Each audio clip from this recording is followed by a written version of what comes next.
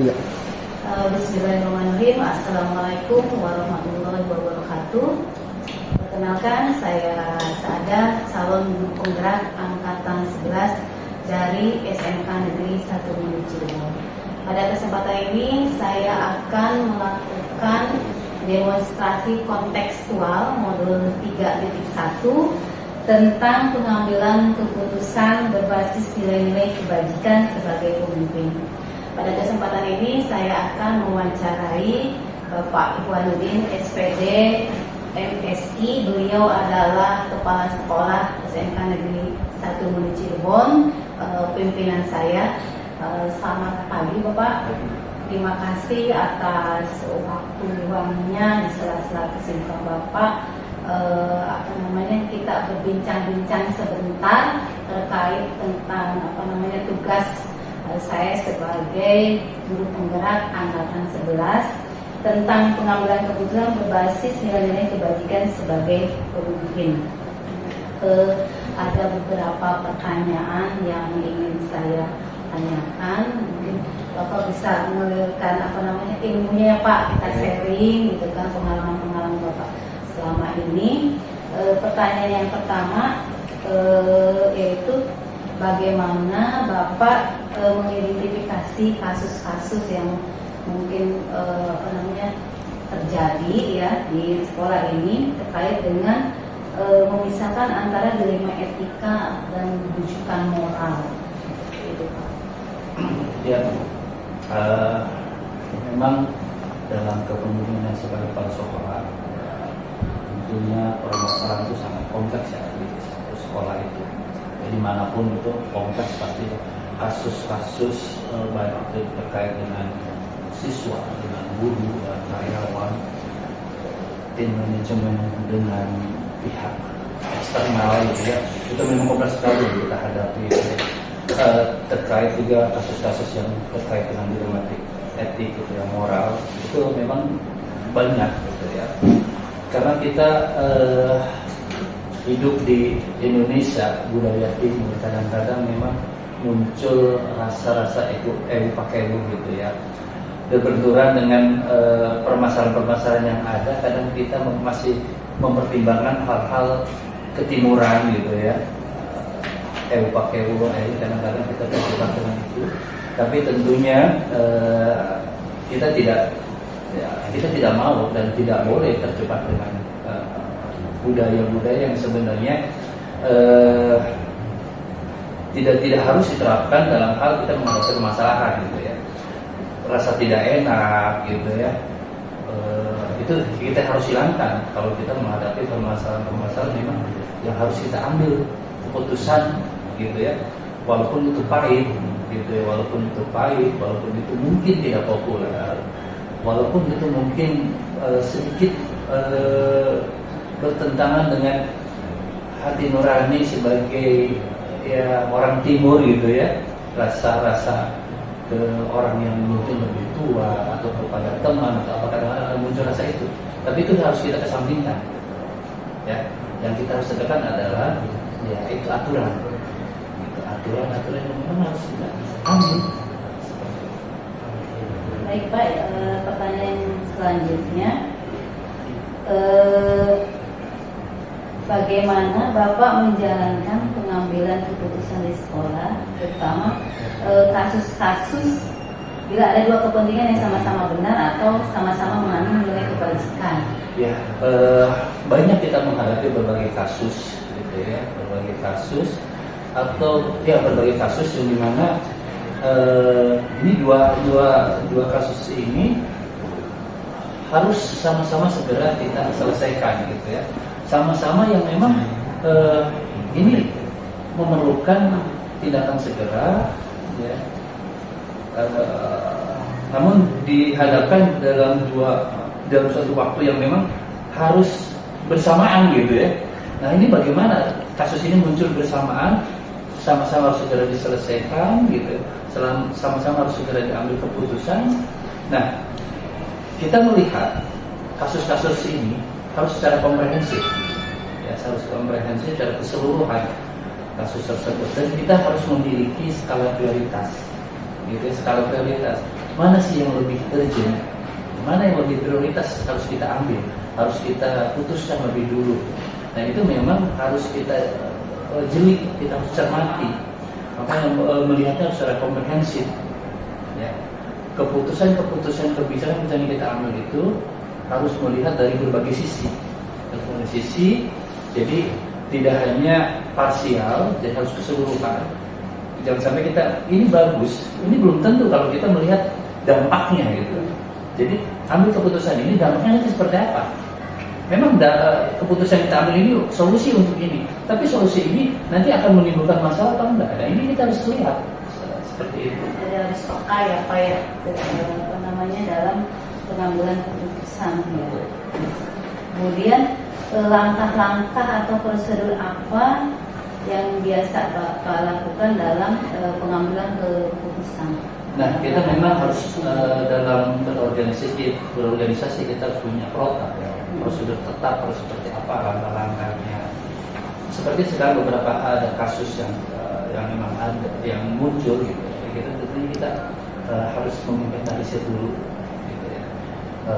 Kasus-kasus yang ada, inventarisir datanya, informasinya, datanya harus benar-benar fakta yang sebenarnya. Kita harus lengkapi dengan data-data yang ada gitu ya kasus. Kemudian setelah data yang kita ada, kita tentunya olah, kita pelajari gitu ya.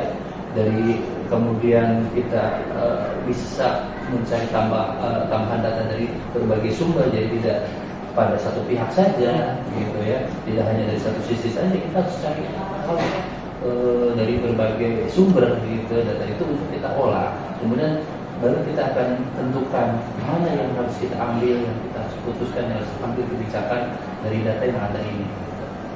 Dan tentunya kita juga tidak boleh ego dengan pendapat sendiri, dengan merasa benar sendiri, tidak. Kita harus melibatkan yang banyak orang, bermanfaat, masukan. Nah, tinggal kita olah nanti dari masukan-masukan itu mana ini yang terbaik, gitu. Seperti itu. Pertanyaan selanjutnya, hal-hal apa yang selama ini dianggap efektif dalam proses pengambilan keputusan pada kasus-kasus yang terjadi? Ya, itu tadi yang saya sampaikan bahwa untuk mengambil keputusan pertama kita harus mendapatkan data yang benar-benar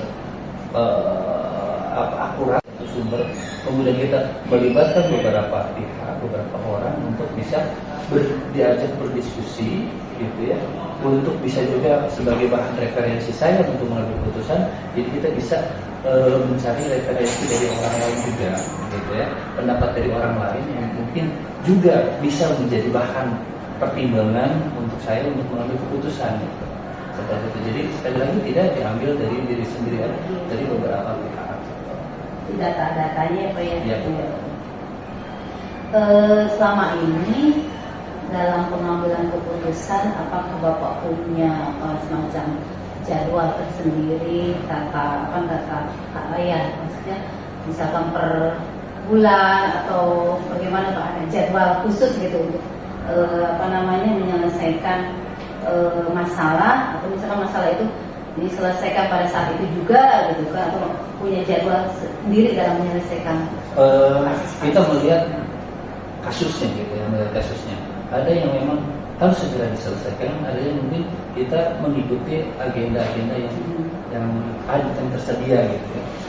Ada kasus memang kita tidak bisa tunda, serta-merta kasus itu terjadi, serta-merta itu juga harus segera diambil tindakan, maka ambil tindakan. Urgent ya Pak ya? Ya, jadi melihat memang kasusnya seperti apa, urgensinya seperti apa. Nah Pak, yang terakhir ini terkait kira-kira ada tidak seseorang atau faktor-faktor ini yang membantu Bapak dalam proses pengambilan keputusan ya, mempermudah dalam proses pengambilan keputusan dalam menyelesaikan kasus-kasus Pak. Yang barangkali ini kan di tim manajemen kan Bapak berembuk atau seperti apa? Betul. Itu memang yang mempermudah itu kita tentunya ada tim yang bisa diajak kita untuk diskusi. Ya, selain data-data yang kita miliki, tentunya juga ada tim ya, referensi yang kita miliki itu adalah jadi bahan-bahan kita untuk mempermudah kita pengambilan keputusan gitu. Jadi tidak memang tadi saya bilang dalam pengambilan keputusan itu tentunya kita jangan ego mempertahankan ego terhadap diri sendiri gitu ya, merasa benar sendiri, merasa itu tidak. Kita harus menggali juga referensi, informasi, data dari yang lain gitu. Minta pendapat dari teman, salah satunya juga itu gitu. Siapapun bisa kita ajak ngobrol. Terima kasih banyak. Mungkin antara teori yang saya peroleh dalam pelatihan guru penggerak ya Pak, dengan kondisi di lapangan mungkin akan begitu ya Pak ya. Betul, memang, Kan? Ya. memang butuh ya nanti kalau terjun ke lapangan akan penyesuaian seperti itu.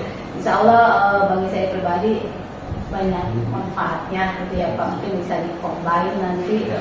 karena kondisi di lapangan yang realnya kan mungkin teori seperti ini, sedangkan di lapangan kan tidak mungkin ya Pak, tidak Betul, mungkin betul. menyesuaikan. Mungkin itu saja, terima kasih banyak Bapak Anda. atas ilmunya.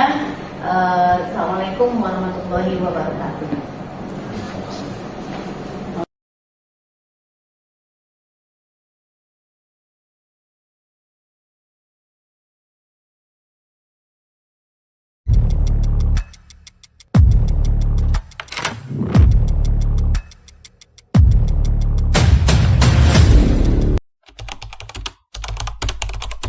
Assalamualaikum warahmatullahi wabarakatuh.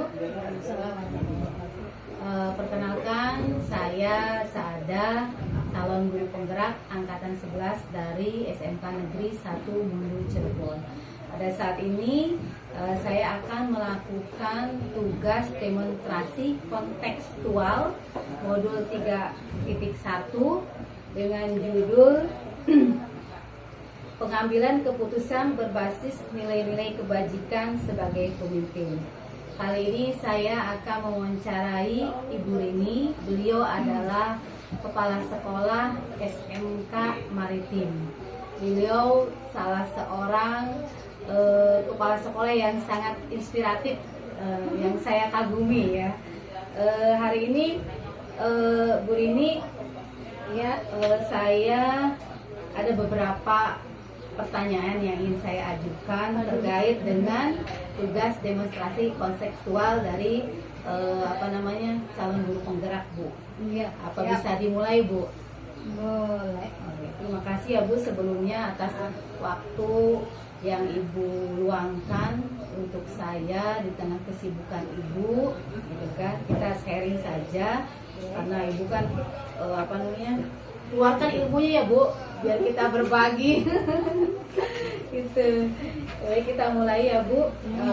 Yang pertama, bagaimana Ibu dapat mengidentifikasi kasus-kasus yang terkait dengan dilema etika, memisahkan antara kasus dilema etika dengan rujukan moral gitu, seperti itu Bu.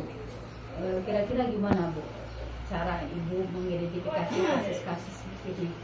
Ada dua hal dalam pengambilan keputusan, pasti akan ada temuan dalam dilema etika dan rujukan moral. Ya, dilema etika ini menurut saya yang paling sulit karena dua-duanya itu benar dan benar. Ya, lebih kita dua nilai kebajikan yang bertentangan dalam sebuah situasi. Kalau rujukan moral kan sudah jelas antara benar dan salah. Kalau dilema etika itu terkadang penuh dengan gejolak. Apakah keputusan yang saya berikan itu salah atau keputusan yang saya berikan itu benar gitu ya. Contoh temuan kasus dilema etika. Kayak anak pindahan ya Bu, maaf nih, anak pindahan dari SMK 1 Mundu ke SMK Maritim.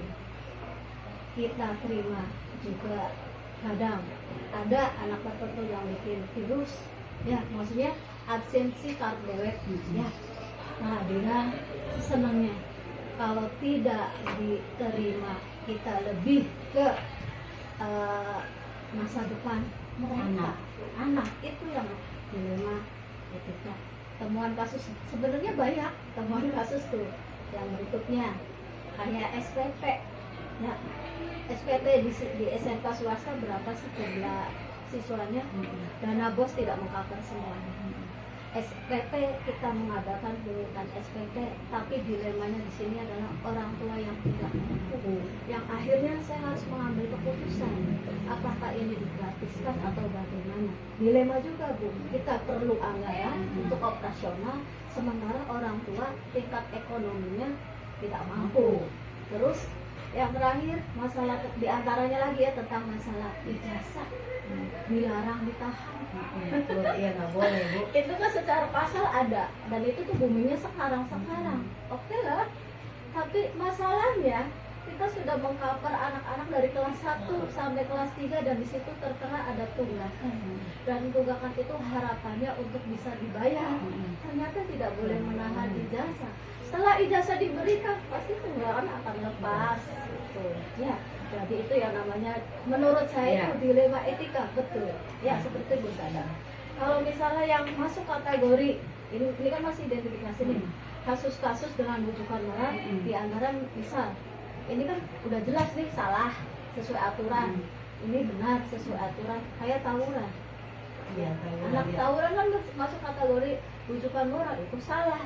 Anak bolos itu salah. Udah jelas kan kita penalti keputusannya harus seperti apa gitu ya. Terus anak tidak mengerjakan tugas juga itu masuk kategori rujukan moral gitu. Itu yang saya identifikasi. Sebenarnya sih yang namanya kepala sekolah itu banyak akan menemukan beberapa masalah dari siswanya, dari gurunya, dari orang tuanya, dari masyarakatnya, masyarakat diantaranya mohon maaf LSM, ya. Pihak-pihak yang terkait ya Bu ya. Pihak yang terkait. Kadang-kadang kita harus pinter-pinter, cerdas, cepat, tepat untuk mencari solusi tentang pengambilan keputusan. Harus bagaimana ini? Itu ya Bu, bijaksana, yang bijaksana, yang tidak dan merugikan, tidak hanya berpatok pada aturan saja, tapi lebih ke kemanusiaan juga harus dimasukkan, nilai-nilai kebajikan harus juga masukkan ya. Ya kayak tadi anak pindahan, kita nggak mau terima bagaimana, diterima bagaimana. Kalau diterima ya efeknya barangkali ke anak-anak yang itu ya, tapi kalau nggak diterima, mereka punya masa depan, punya hak untuk belajar, kan seperti itu. Oke Bu, cukup untuk yang pertama. Kemudian Bu, pertanyaan yang kedua ya, bagaimana Ibu menjalankan pengambilan keputusan ya, terutama untuk kasus-kasus ya tadi ya Bu ya, dua kepentingan tadi yang sama-sama benar atau sama-sama mengandung nilai kebajikan tadi ya Bu ya. Itu udah dijawab ya Bu ya. Iya. Kemudian ada nggak Bu langkah-langkah atau prosedur yang biasa Ibu lakukan ya selama ini? Langkah-langkahnya. Kalau yang nomor 2 ini ya Bu ya, selama ini saya memegang 3 prinsip atau resolusi ya. Di antaranya itu berpikir berbasis hasil akhir. Artinya keputusan yang saya ambil itu harus berdampak positif bagi diri saya sendiri, juga berdampak positif bagi orang lain. Artinya tidak merugikan, keputusan itu tidak merugikan banyak orang ya, atau bahkan diri sendiri. Terus yang berikutnya berbasis pada peraturan, berpegang teguh pada peraturan yang ada. Itu yang berikutnya berpikir basis pada rasa peduli, lebih mempertimbangkan sisi kebajikan dan kemanusiaan. Tiga prinsip itu selalu kita make ya, kita apa sih Bu namanya? Combine ya. Combine lah ya, bagaimana akhirnya menghasilkan solusi yang terbaik dari yang terbaik, tapi tidak berefek samping. Berefek juga diminimalkan ya Bu ya. Efeknya diminimalkan, dan setiap keputusan yang saya keluarkan tidak pribadi, lebih ke satu, lebih yang kompeten, bahkan bisa kolaborasi dengan musyawarah. Entah nanti kalau yang kasusnya sangat urgent ya kita libatkan orang tua. Urgent lagi ya komite juga dilibatkan, apalagi dengan swasta, yayasan ikut serta, semua dilibatkan. Keputusan yang saya berikan, solusi yang kita berikan itu tidak keputusan pribadi. Itu. Jadi 3 prinsip itu yang selalu saya gunakan mik ya di komen ya dengan berbasis hasil akhir, berbasis peraturan dan berbasis rasa peduli. Tuh ya Bu ya. Baik Bu Rini. Kemudian yang selanjutnya, hal-hal apa yang selama ini Langkah-langkah dianggap nomor yang berapa? nomor 4? Oh nomor 4. Ya. Hal-hal apa yang selama ini dianggap efektif dalam pengambilan keputusan pada kasus-kasus dilema etika? Oke. Yang biasanya kan kalau langkah-langkah untuk yang pertama langkah-langkah ini dulu ya, untuk langkah-langkah prosedur seperti apa selama ini berarti kan identifikasi masalah. Ya. Masalahnya apa? Kategorinya berat apa ringan? Ya, kalau mungkin berat mungkin ada perlu waktu untuk penyelesaian, berarti itu kan ada penjadwalan. Ya. Tapi kalau yang apa ya, yang berat ya, apa yang sangat urgent diputuskan saat itu berarti saat itu juga. Identifikasi masalah. Kedua, biasanya pengumpulan data atau fakta-fakta. Ini masalahnya apa gitu ya, sumbernya dari mana. Terus tadi melibatkan orang yang kompeten, musyawarah, terus akhirnya mengambil sebuah kebijakan ya yang berdampak positif bagi semuanya, tidak merugikan semuanya gitu ya. Nah hal-halnya ya tetap Bu, saya tadi pakai 3 prinsip yang tadi ya. kembali lagi ke itu ya. Kemudian ini pertanyaan selanjutnya, tantangan Bu, pasti banyak ya Bu tantangan tuh ya. Ada tantangan dalam kira-kira hal apa saja nih yang jadi tantangan dalam proses pengambilan keputusan terkait kasus-kasus yang terjadi? Sebenarnya sih tantangan itu ada di kasus yang kategori dilema etika. Kadang-kadang antara logika, ada perasaan bergejolak. Bermain ya Bu ya? Bermain, tempur di situ. Saya harus bagaimana? Ya, nah, saya harus seperti apa? Kalau yang menunjukkan orang udah jelas ya Bu, saya A, ya B, saya salah, benar ya benar. Tapi kalau udah dilema tuh, ya namanya dilema, memutuskan yang sama-sama tidak menyenangkan, kadang-kadang yang sama-sama tidak menguntungkan. Itu tantangannya di dilema etika. Gitu. Ya. Kemudian Ibu, pertanyaan selanjutnya, apakah Ibu punya schedule ya, jadwal tertentu dalam proses penyelesaian kasus-kasus atau masalah-masalah, misalkan per triwulan atau misalkan memang punya program sendiri ya terkait dengan penjadwalan dalam menyelesaikan kasus-kasus gitu. Kira-kira ada nggak Bu penjadwalan khusus? Ya tergantung seberapa mendesaknya masalah yang harus kita selesaikan sebenarnya. Kalau masalahnya pengaruhnya keputusan saya ini terhadap lembaga itu sangat urgent yang kita putuskan, tapi untuk bisa dengan dijadwalkan beberapa kayak triwulan kayak gitu, tapi tidak sendiri, lebih melibatkan pihak-pihak terkait, dan itu biasanya sifatnya masalah-masalah yang intern yang sering terjadi di kita kayak gitu. Ada sih penjadwalan. Ada ya Bu. Iya, ada.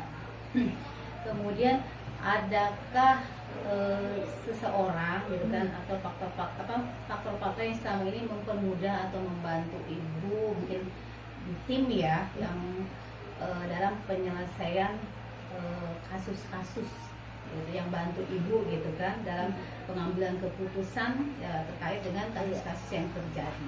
Iya, kadang-kadang keputusan kepala sekolah juga tidak semuanya bisa dianggap benar dan tidak semuanya ya dianggap salah kadang-kadang. Makanya saya lebih melibatkan kayak misalnya masalah anak-anak ya, melibatkan kesiswaan ya, BK ya dia atau wali kelas ya. Kalau yang masalahnya kayak kemarin tawuran ya, orang tua juga kita libatkan, kita panggil sampai persatu, dan itu akan mendapatkan titik temu ya, kesepakatan teman-teman sejawat. Pokoknya teman-teman yang berkompeten yang untuk bisa kita ajak sharing, termasuk nanti untuk ke yayasan juga kita iya, karena kita swasta ya kita harus mengikut sertakan pihak yayasan gitu. Di pihak yang terkait ya Bu ya.